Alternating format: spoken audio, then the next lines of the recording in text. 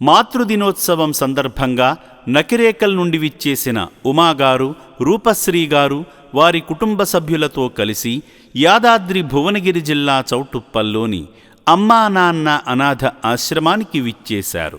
ముందుగా ఆశ్రమానికి చేరుకున్న ఈ సేవామూర్తులు ఉమా, రూపశ్రీగారుల తల్లిగారైన నాగమ్మగారి చేత అనాథుల మధ్య కేక్ కట్ చేయించి నిర్భాగ్యులకు పంచిపెట్టారు. అనంతరం సేవాశ్రమంలో అభాగ్యులకు అందుతున్న సేవలు చూసి మేము సైతం అనాథుల సేవలో భాగమవుతామంటూ శివపుత్రులకు అన్నదానం చేసి సేవా సంతృప్తి పొందారు. తను మా అమ్మగారు, యాతాకుల నాగమ్మగారు. వీళ్ళు మెయింటైన్ చేసే విధానం అదంతా బాగుంది.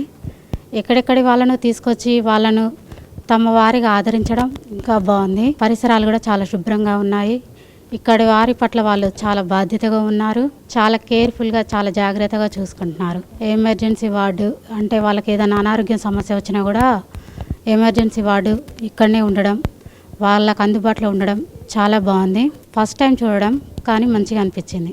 దాతలకు, సేవామూర్తులకు విన్నపం: ఈ అభాగ్యుల పట్ల మీ దయాహృదయాన్ని ఈ వీడియో చూడటం వరకే పరిమితం చేయవద్దని మనవి.